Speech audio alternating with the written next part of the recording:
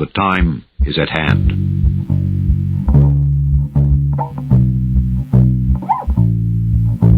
The Army Air Forces has announced that a flying disc has been found and is now in the possession of the Army. When we are successful, and we will be, we have a real chance at this new world order. But I am telling you right now, we need a great reset. And this is extremely dangerous to our democracy. Babylon the Great is fallen, is fallen.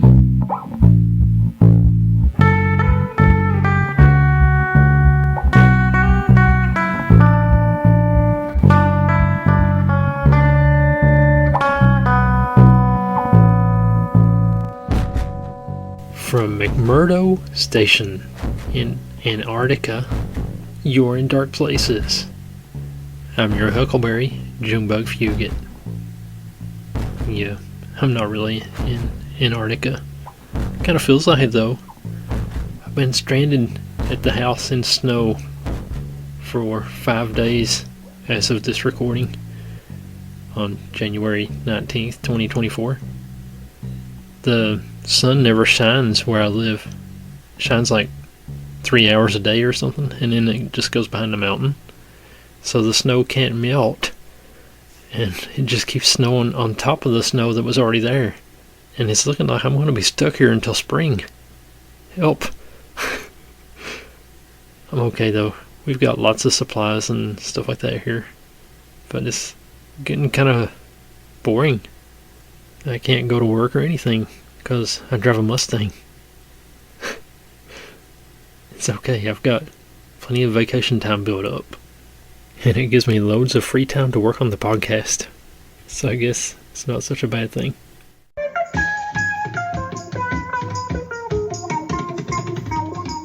Come and knock on our door.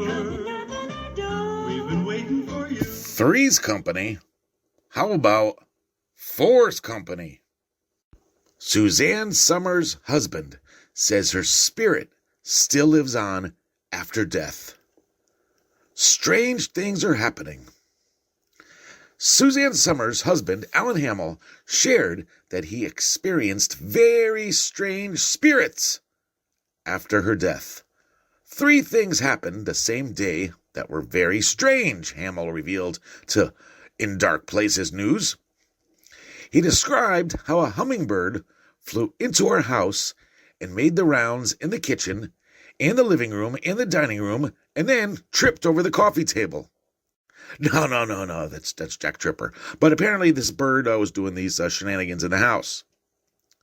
Suzanne Summers' widower, Alan Hamill, detailed very strange paranormal events, and he explained that the hummingbird hovered in front of a framed picture of the couple in their breakfast nook. He noted that the bird landed on top and stayed there. Another example of how the Three's Company star's spirit showed up in their Palm Springs home is that the fireplace started all by itself. Afterward, some music came on by Suzanne's favorite composer. Hamill, 87, added, "Before he goes to sleep, I feel her laying beside me. I'm a believer now that there is an afterlife. I'm convinced of it. I think there's something we don't understand. I think there's a plane."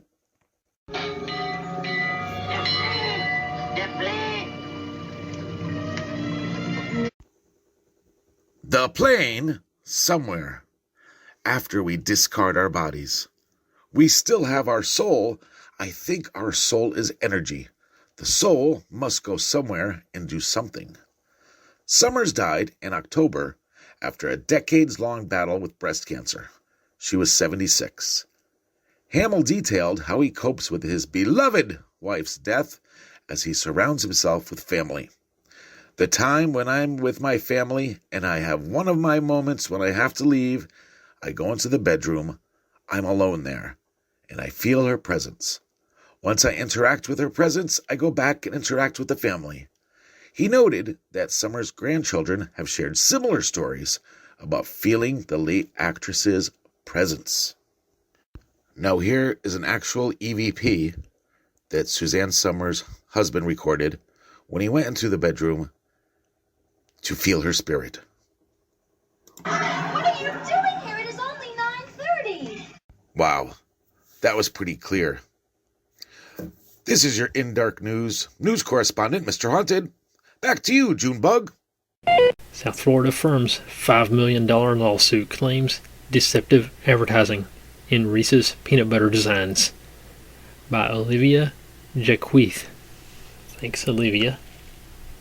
A South Florida law firm has filed a lawsuit against the Hershey Company, claiming false and deceptive advertising related to the designs of various Reese's peanut butter products. Delray Beach-based Russo firm has filed the proposed class action suit in the Middle District of Florida against the Hershey Company, alleging the use of false advertising and deceptive trade practices. The complaint, dated December 28, 2023, requested a jury trial as well as $5 million worth of damages on behalf of plaintiff Cynthia Kelly and all other situated individuals. The allegations stem from Hershey's packaging on its Reese's products, while images in the filed documents show previous packaging that reflected the shape and designs of the chocolate peanut butter cup inside. Images of the newer packaging showed more detailed images, despite the actual candy inside remaining the same.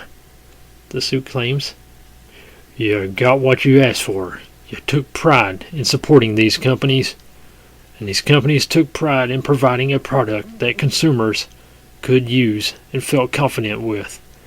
And there was a sense of trust between the consumer and the manufacturer of the goods," attorney Anthony Russo told NBC6. "That's been seriously eroded here to the point where corporate profit is definitely taking the front seat over production." The complaint cited several videos posted on social media regarding the Reese's candies, including one of which an individual stated, "We got lied to," and another said, "It's kind of deceptive because on the front of the package they make it look like there is a little face cut into them, a jack-o'-lantern face, and that's not the case. I have bought these, like I said, for years now, and they do not have a face cut into them." I don't think I can finish this one. It's just too stupid that people will sue over anything now.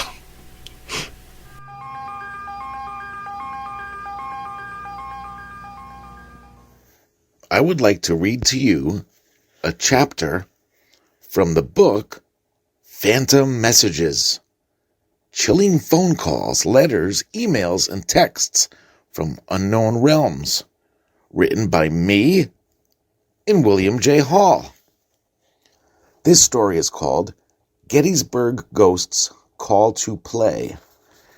And this story was by Carla Pickett Hare of Gettysburg, Pennsylvania, from 2010. In 2010, my husband Daniel and I were staying at Round Top Campground in Gettysburg.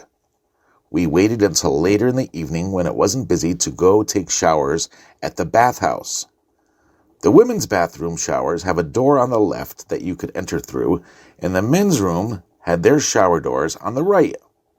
And there's a laundry room in between. Daniel and I agreed to meet in the laundry room when we were finished.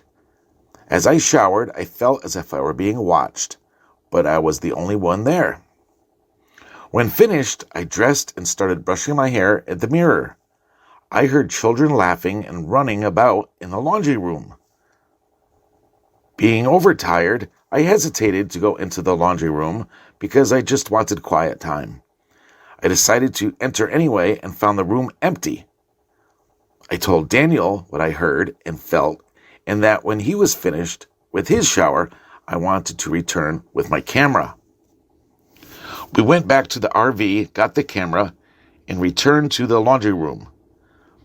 The photos looked normal, but I kept feeling the presence of a young girl. I informed her that I was not going to hurt her and asked if she wanted to play. After a few minutes of nothing happening, we returned to the RV and went to sleep. The next afternoon, I was with Daniel and speaking on the phone with my sister. Suddenly, in the middle of my sister's sentence, the line went silent. My sister's voice was replaced by the sound of a little girl merrily laughing and giggling. I immediately knew it was an identical match of the voice I heard in the bathroom the night before. I asked, "Who is this?" trying to get her name. She giggled and laughed again, and then said, "Wanna play?" Daniel was sitting so close that he also clearly heard the little girl. I was perplexed. I did realize what was happening at the moment, but it took me a few minutes for it to register, and for my mind to grasp that this was really taking place. The little girl's voice said, "I invited you." Her words came slow and dragged out. It was a very eerie sound. She continued, "I'm going home." This was followed by laughing and giggling again. At once, I called my sister back. She didn't hear the little girl on the line. She only heard my voice the entire time. From my end, however, I couldn't hear my sister at all. Just the little girl's voice. Holy mackerels!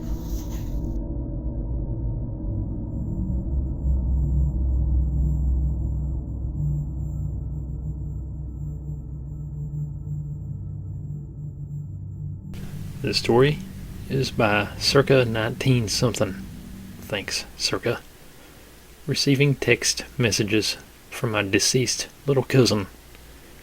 I don't know where to begin, so I guess the best way is to explain first how my little cousin died. She OD'd on triple C. I don't know what that is. She was 16. I was close with my cousin. We were 2 years apart in age. We attended the same middle school and high school. One day she told me she needed a new pair of jeans, but because her family didn't have much money, her mom wouldn't buy her a pair. So, being that I was her older cousin, I figured I would help her out. I had a credit card that my mom had given me. One day while at the mall, I decided to let her pick out some jeans, and I'd buy them. Of course, being a young girl, she decided that she really liked a pair of 7 for All Mankind, whatever that is. If you don't know, I don't know. That's an expensive brand. Oh, okay. Thanks for clearing it up. I told her to never tell anyone, my mom or her mom, that I bought them for her. My mom would be mad. With her new pair of jeans, she went to her next door neighbor, who could hem. Neighbor knew that these jeans were expensive, but couldn't figure out how my cousin would be able to afford them, knowing that my aunt and uncle don't have much money. But the neighbor never said anything about the jeans to my aunt or uncle. Fast forward 2 months. My cousin passes away. 2 days before the funeral, I dreamt of my cousin having a conversation with someone. I don't remember who, but she was saying she needs to say sorry to my mom. I want her to go to my grave, look down, and say sorry. I didn't know what to think about this dream. It was weird. Why was I having a dream about my cousin being mad in the afterlife?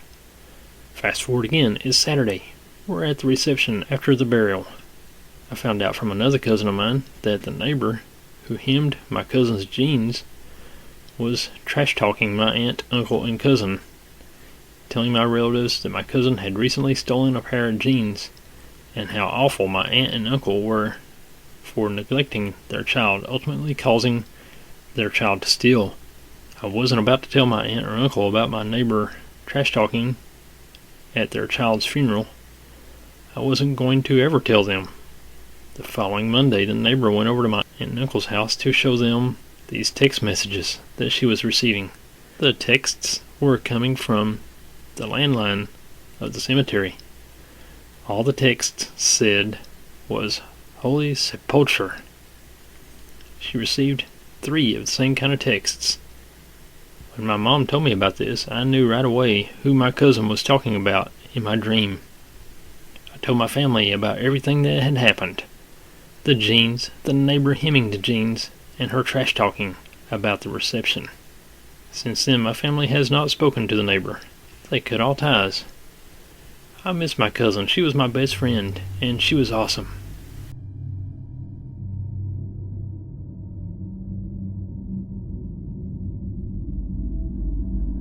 This story is by Claire E.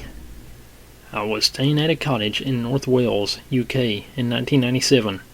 The cottage was owned by my best friend's grandfather and was in a fairly isolated location, but still on tracks, which led to the main road. It was very basic, but it had electricity and a boiler for hot water, although no central heating. It was a 3 double-bedroom property with no outhouses.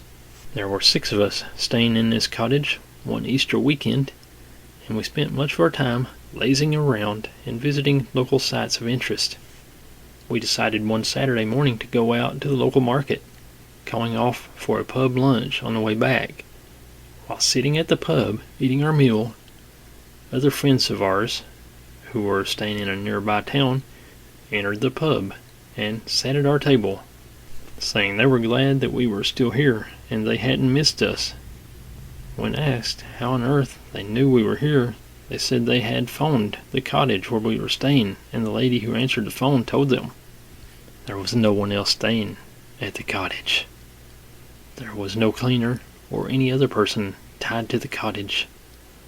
I spent the remainder of our time there, sleeping with the hall lights on, and have never returned. Good plan.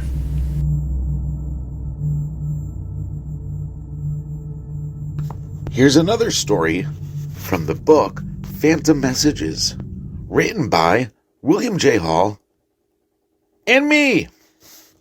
This one's called Impossible Voicemail and Texts by Andrea Message, and this happened in Detroit, Michigan in 2005.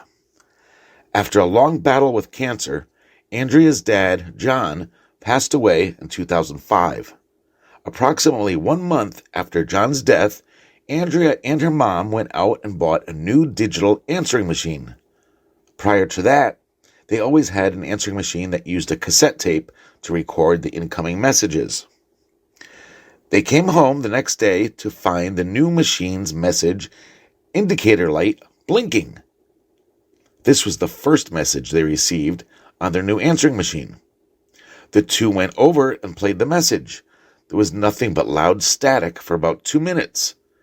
They looked at each other, wondering about the message, and then they heard a voice. It was Andrea's dad's voice. But how could that be? Andrea, not believing what she had just heard, looked at the number and it came up unknown.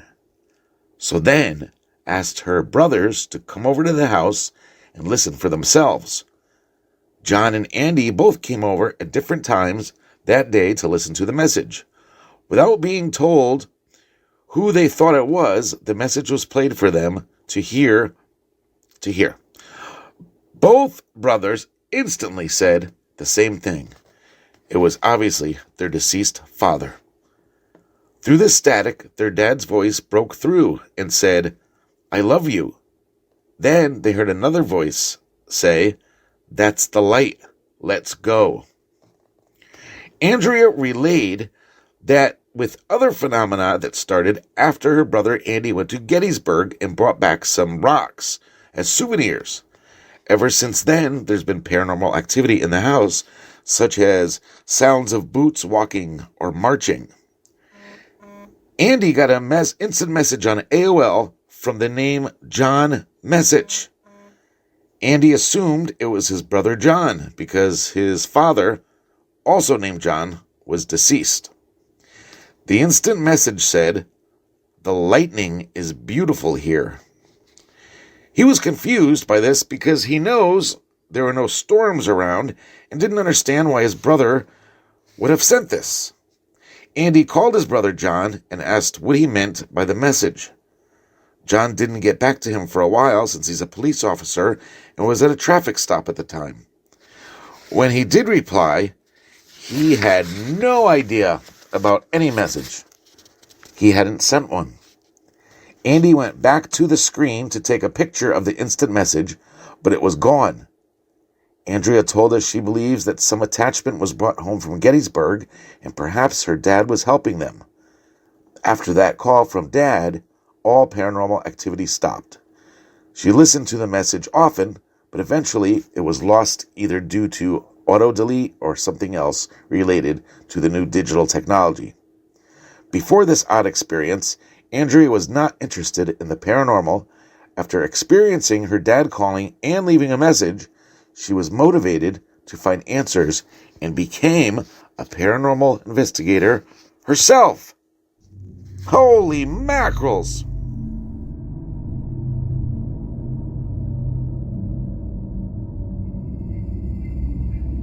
This story is by Crystal S. Thanks, Crystal. I just found out that one of my phone calls the other day was from a dead lady. I was at my mom's house and I was calling a friend who lived nearby. She was at her cousin's house, so I looked up the number in the phone book. It was the only Owens in the book, so I knew it was my friend's cousin's number. I called it and it didn't even ring, but an old lady answered. She said, "Hello," and I asked, "Is Amelia there?" Amelia is my friend Jessica's cousin. The old lady said, "No, dear, Amelia isn't here right now, sweetie. I should be expecting her any minute now." So, I thought nothing of it and hung up. I thought they'd left for a bit. I knew Amelia lived with her mom at her grandparents' house. What I didn't know is what I found out when I talked to Jessica. I told Jessica about it and she said, "Amelia's grandma is dead, and we were there all day long. We were sitting right by the phone. It never rang all day."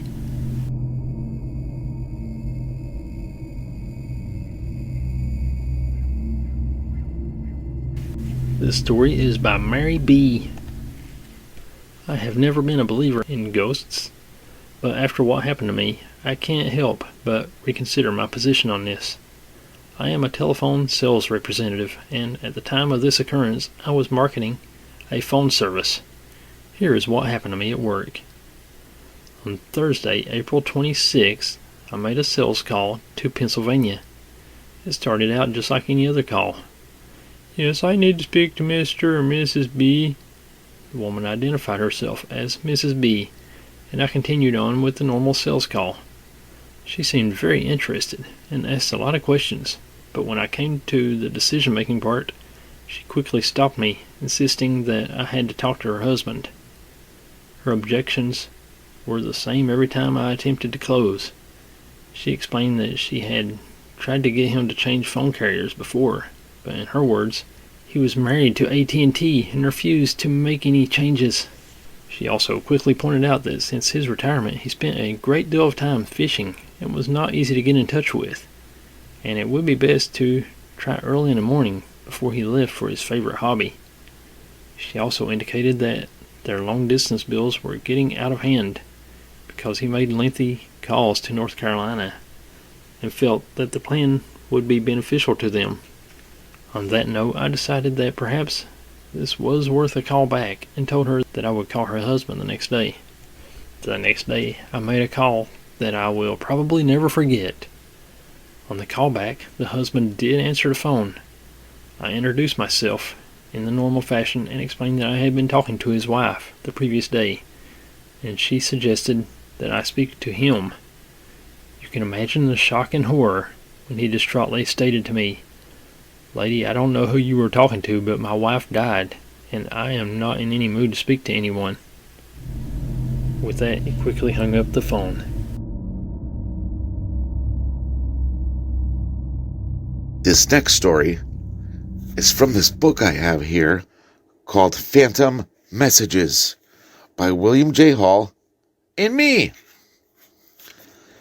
This story is called Train Crash Victim Calls Loved Ones 35 Times by Charles Peck, San Fernando Valley, California, 2008.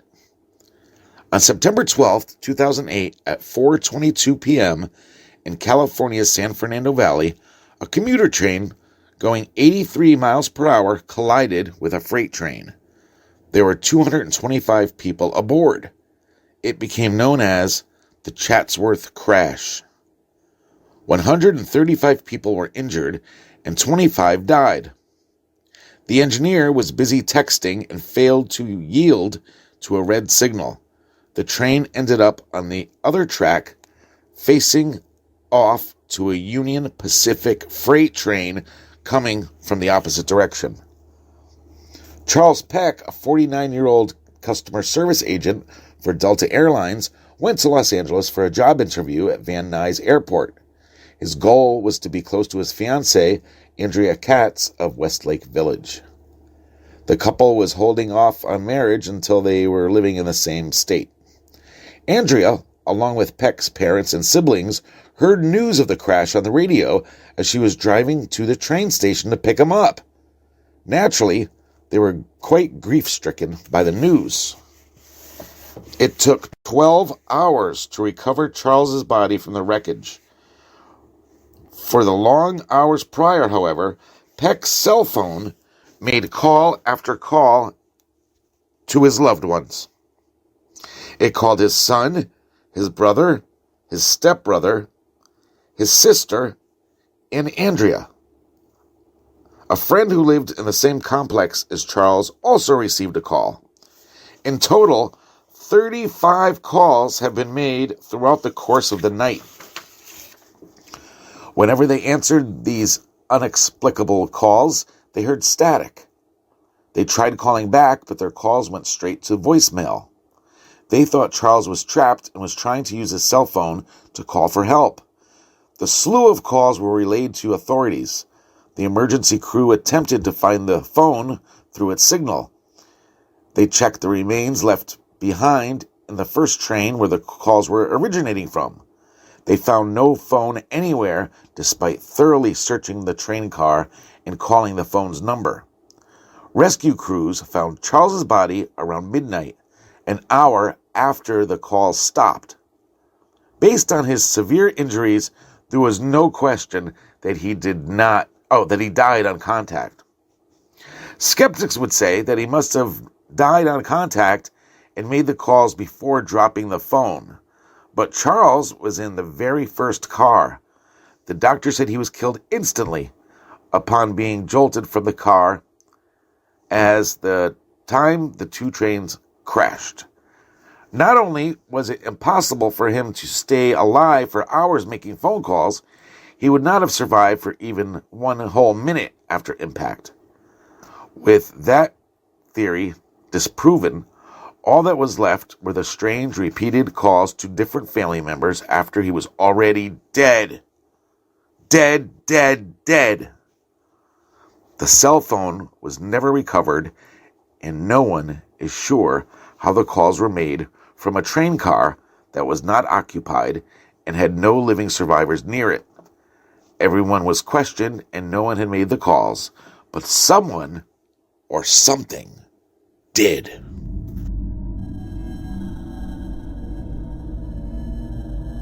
After the death of his wife Sadie at 69, Frank Jones, 59, of Blackpool, England, felt anxious about stepping in his own home because he started receiving missed calls on his cell phone.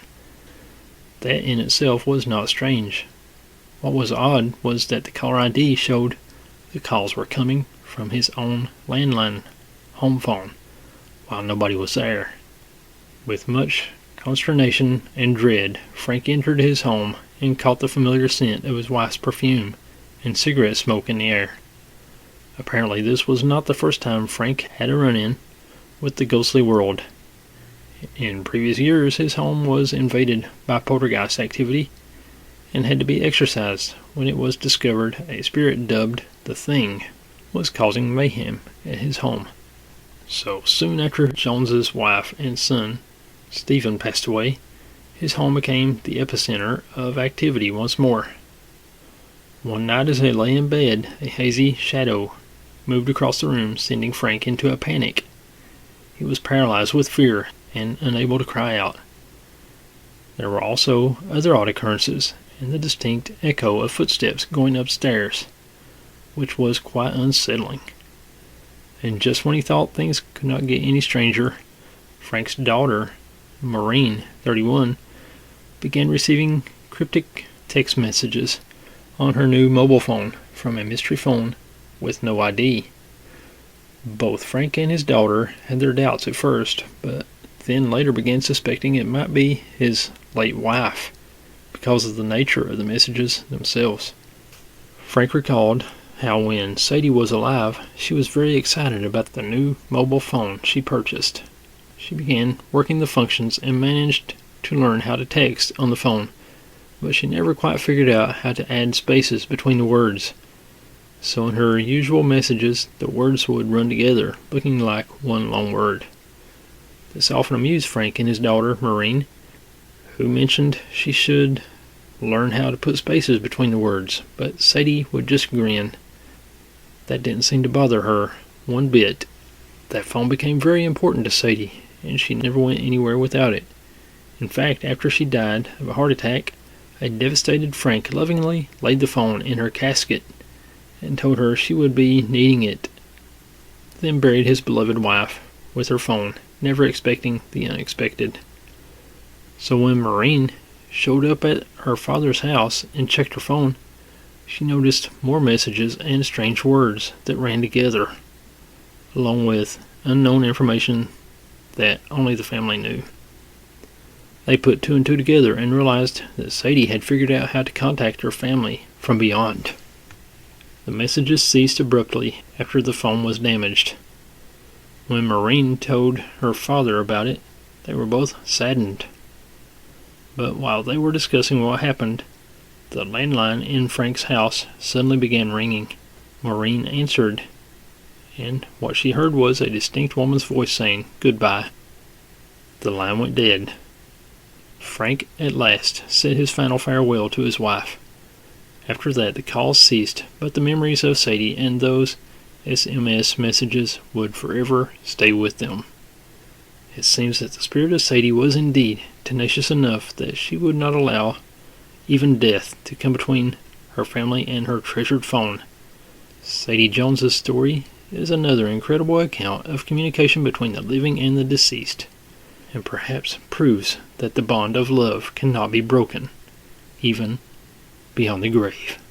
Counselor, I urge you to continue. Urge. I've got the urge. She's got the urge to burble.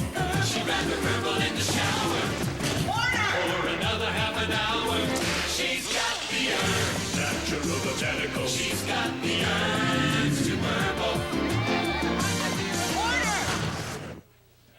I hope those boys show up for the body wash.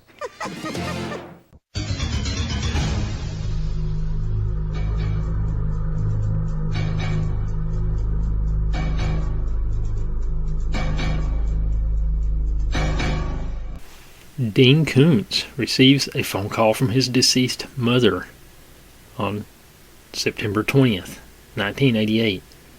Dean Koontz received a strange phone call from a female voice which simply said, "Please be careful." The voice sounded very distant, and she repeated the warning 3 times, sounding more distant with each warning. Koontz stated that although he didn't know who it was, the person on the phone sounded very much like that of his mother. However, his mother died almost 20 years ago. 2 days later, Dean Koontz went to visit his father Ray, who resided in a facility. Ray had some behavioral issues and recently assaulted another resident. When Dean met his father, Ray grabbed a knife from a drawer. As Dean wrestled the knife away from his father, the police were called. The police arrived just as Dean was walking back into the hall with a knife in his hand. To the police, he looked like the perpetrator. He was repeatedly told to drop the knife, but Dean froze in fear.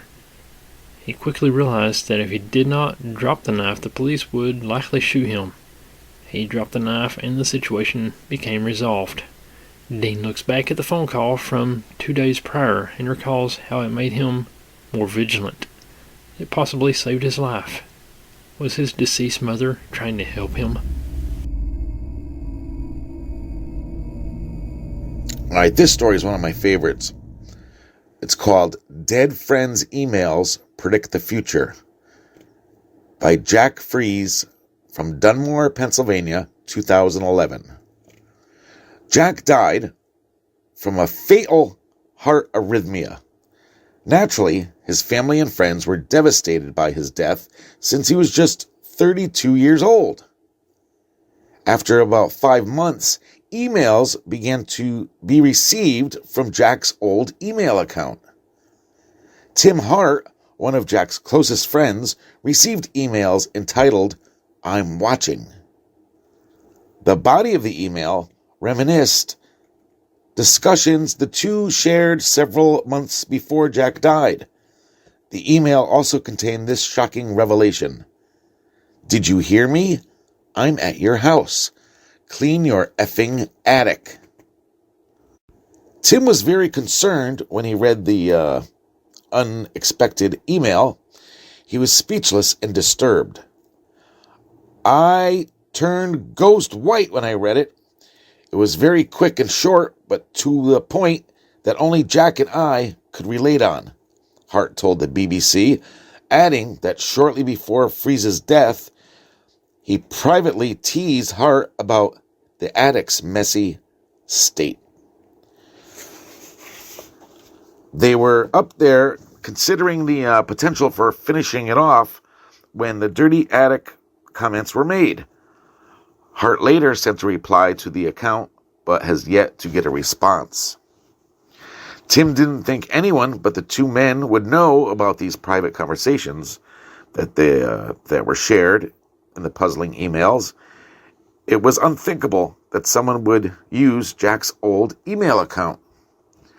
Jack's cousins, Jimmy McGee, also received an email from his old account. This time, the message was more unsettling. After Jack died, Jimmy broke his ankle. The email read, "Hey Jim, how you doing? I knew you were going to break your ankle. Tried to warn you. Gotta be careful. Tell Rock for me. Great song, huh? You're welcome. Couldn't get through to him. His something didn't work." Jimmy was convinced that his cousin was keeping an eye on him, but he had to admit that the chances it was really him were remote. What happened here? Who sent the emails? There were no signs of the account being hacked, and no one knew his password to the account. One could argue it was one of those new services that will send timed emails on your behalf after your death. Jack died suddenly, however, so that is not likely. Even if he did, he would have needed someone to find out about the ankle injury and incorporate it into the email.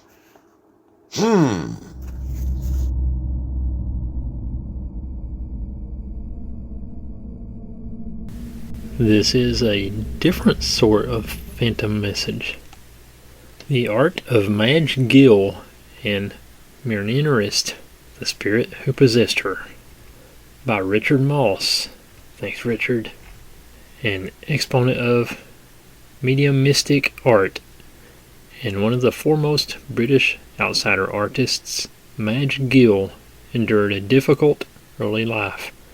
Born illegitimately in Victorian Walthamstow, she was placed by her family into the care of Dr. Barnardo's orphanage in Barkingside. From there she was enrolled in the British Home Children's Scheme for Orphans and sent to Canada, where she endured hard labor and poor living conditions. She saved everything she earned and returned to London in 1900 to work as a nurse at Whipps Cross Hospital in Leyton. She married and had 3 sons, one of whom died in the Spanish flu epidemic of 1918. In 1919, she gave birth to a daughter who was stillborn. Complications proved almost fatal, and a lengthy illness resulted in the loss of her left eye. Her grief manifested itself in a deep depression. She underwent treatment in Hove for an undiagnosed psychiatric condition. One day in the 1930s, she was sitting in a pub in Whitechapel when she became aware of a ghost. The spirit said its name is Minarist and urged her to draw pictures under its guidance. Urge. I've got the urge. She subsequently produced hundreds of finely detailed and elaborate drawings, full of weird patterns and tormented faces. During these trances, she would draw frenetic improvisations with an almost hallucinatory quality, producing an extraordinary number of artworks, primarily drawings in ink on paper and calico. She would often make her art at night by candlelight, drawing at a rapid pace. She could make 50 to 100 postcards in a single sitting, and these meticulous works often reflected her obsession with spiritualism. Mostly in black and white, Gill's drawings often feature a girl's face or a figure surrounded by repetitive patterns of broken or swirling lines and checkerboards. For an untutored artist, she also skillfully explored different techniques and formats, including inks, paints, and textiles, and created many intricate and multicolored embroidered rugs, hangings, and dresses. Sadly, the traumatic arc of Gill's life continued until the 1930s when her husband died from cancer, after which she continued to live with and care for her two sons in her home in Upton Park. She exhibited several times at Whitechapel Gallery, however, never wanting to sell her work. Gill attributed it to her interest and would purposely price the artworks too high for anyone to afford. She gained a reputation as a spiritual medium and eccentric character in her local neighborhood. When she died in 1961, her artworks reportedly filled her home, piled in cupboards and under her bed. Nearly 2,000 of them were donated to Newham Council by her son and are still in their heritage collection today. Many of her large-scale works are rumored to have been discarded, but another 2,000 at least were sold on through house clearance, private sales, and auction. As a result, many of them have been distributed all over the world. An exhibition of her spirit drawings was held in a gallery in New Bond Street after her death.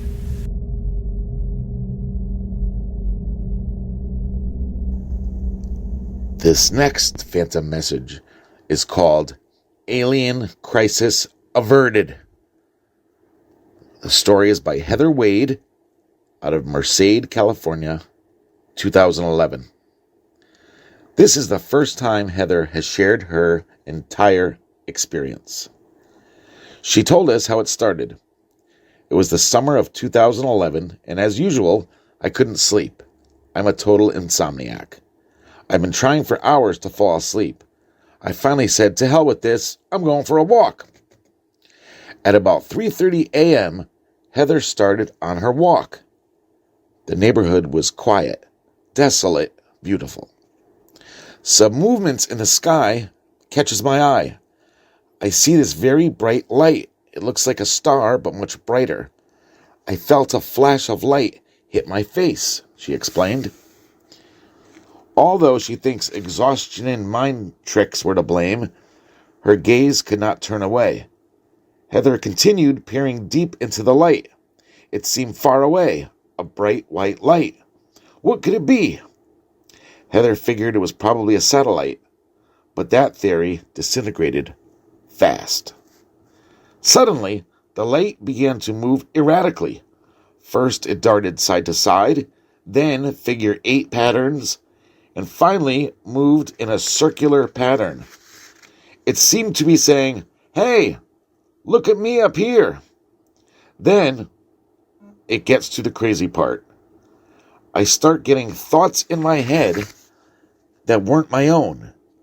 There were flashes of images, technical information about propulsion, and how to travel between planets. She couldn't place where these thoughts could have originated. This is not information that she stored or that she knew. Heather then felt a headache coming on. This was all too fantastic to take in. She looked around in hopes to be another witness to help make some sense out of all this, but she was alone. There was not another person in sight in any direction. As all these thoughts raced in her head, her gaze remained fixed on this unidentified flying whatever. Whatever it wasn't going away, moving around the sky like it owned it. This thing continued to seemingly taunt her. Finally, it darted away at an incredible speed, disappearing into the night sky. Again, Heather ran through the possibilities. That was no airplane, not a helicopter, not a drone, nothing imaginable. What in the world was it? Both confused and drained of energy, Heather walked back home while trying to clear her mind of the incomprehensible encounter. A headache slowly grew again, as if determined to overtake her before she reached the house. Back home, sleep did not come easy. The headache was at full strength, and it still wasn't at its worst. She took Benadryl. Finally, some sleep was possible. The next day, Heather'd carry on as usual, but with the night's adventure actively looming at the forefront of her mind. It was probably just a weird thing or a trick of the light. Who knows? She was positive there had to be a scientific explanation, a mundane explanation, for what was seen. Heather continues, I start to do work around my house. I notice a rough patch of skin in the middle of my left forearm. Hey, that's kind of weird. I'm scratching this rough patch on my skin and discover there is something underneath. I grab hold of a grain-sized object with the consistency of sand and rolled it in between my finger and thumb. My thoughts jumped in again. This was definitely something that was not there before. Was she abducted? She didn't think so. It was simply a weird light seen in the sky. At least, that's the story she tried to sell herself. This object was so small, it fell easily from her grasp to the light beige carpet. Well, that's that, she thought. There was no hope of finding it now. Almost instantly, after dropping the unknown substance, the nasty headache made a marked improvement. Marked? She vacuumed up the area where it dropped and then took out the vacuum bag.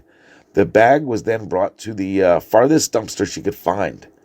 Walking back home from her mission, the headache gradually subsided. I have always been a quick healer, but this little spot took over 3 weeks to heal. Even after healing, it still left a dark red mark. 6 years later, and you could still see a little scar, she said. The memorable part that reinforced the reality of this experience was the phantom messages. One in particular stands out. We are trying to contact you. We're trying to contact different people to see if anyone can answer us. Heather describes the moment. I thought to myself, you got the wrong person. I remember that was my last thought before the one-of-a-kind visitor dashed away into nothingness. When Jimmy had Heather as a guest on his radio show, he said this: these things travel galaxies and galaxies to communicate with you, and you foiled them with a Hoover. Thank you. Holy mackerels!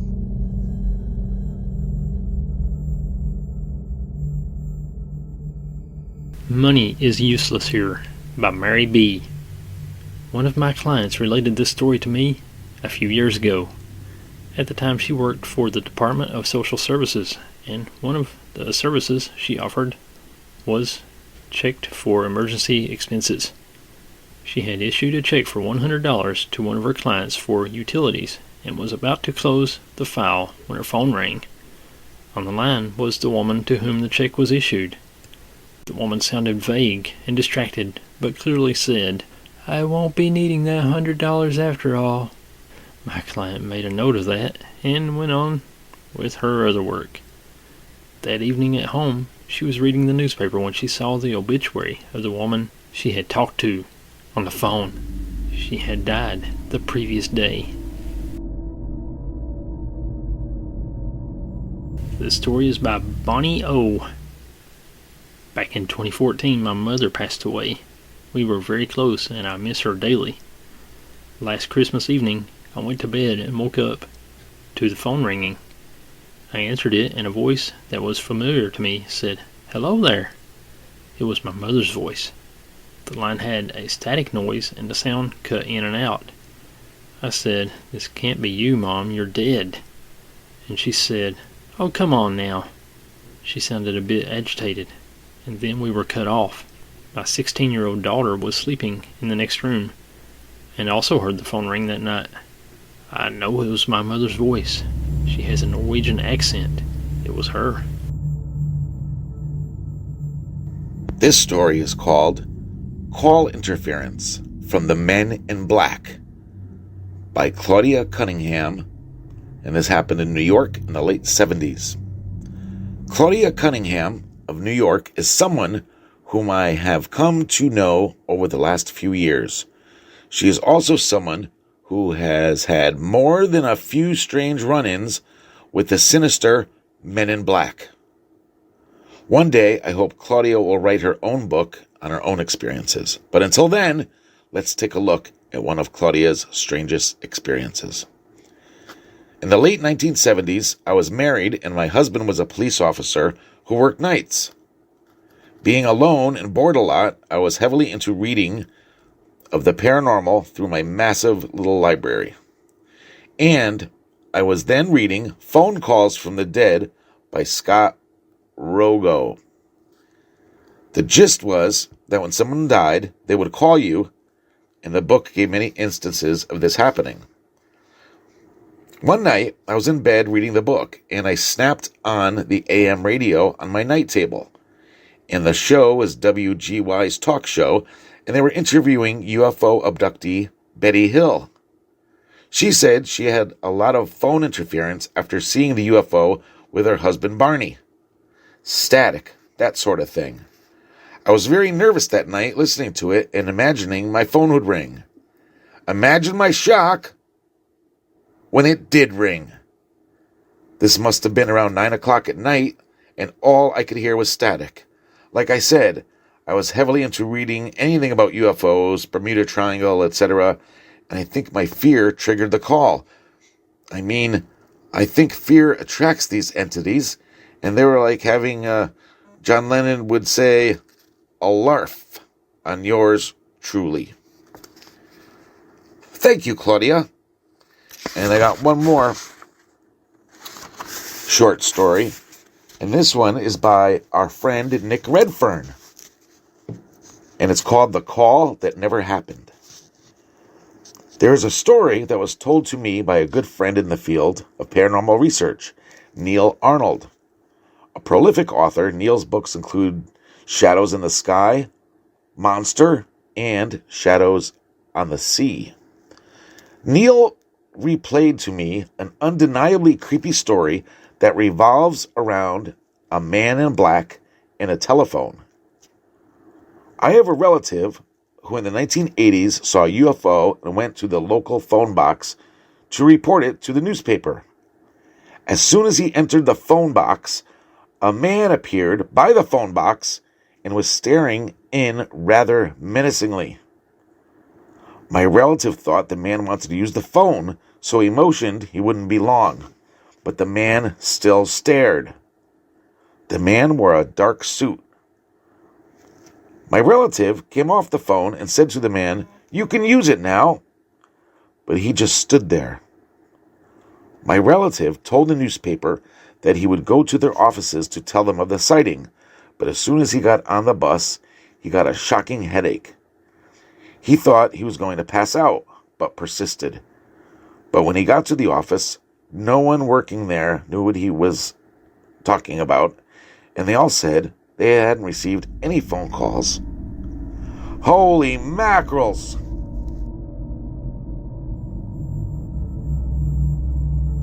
This story is by Stephen Wagner. Thanks, Stephen.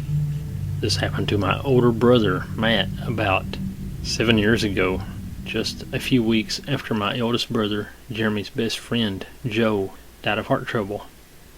Matt received a telephone call from a person that sounded exactly like Joe. He said something like, "Matt, it's Joe. Is Jeremy home? Something really strange is going on." Matt freaked out and could hardly answer. "No, he's not. Sorry." Then the phone hung up, and Matt looked at the caller ID. It read, "Out of area." So Matt tried *69, but they were unable to trace the call. We never got another telephone call from Joe. It still scares Matt to think of it. This story was by Vicky H. Thanks, Vicky. Back in 2017, my husband got a phone call at 1:57 a.m. I remember it was a very stormy night. He answered and the phone was giving him little beeps, but nobody would say anything. Then the phone went dead. I was asleep by the phone, but I never heard it ring. And I always hear that phone ring. Only he heard it. He called the number back on the caller ID, and it said, "This number is not in service." The number is still on our caller ID. The same night at 4 a.m., his mother, who lives about an hour away, got a phone call. Her son, who was asleep in the house, also never heard the phone ring. She heard the same beeps, and it was the same caller ID. She called it back, and it was also a not in service number. About 5 a.m., his mother was lying in bed, and she saw a man standing at the foot of her bed, looking at her. She said he was tall and thin, had dark eyes, and dark clothes. He stared at her for a minute, and then he darted across the room and disappeared. We are all very freaked out about this, and cannot figure out why this happened, all on the same night. And nothing like this has happened before. Why did I not hear the phone ring? And my husband did. My husband lost his brother about 6 months ago, a tragic death.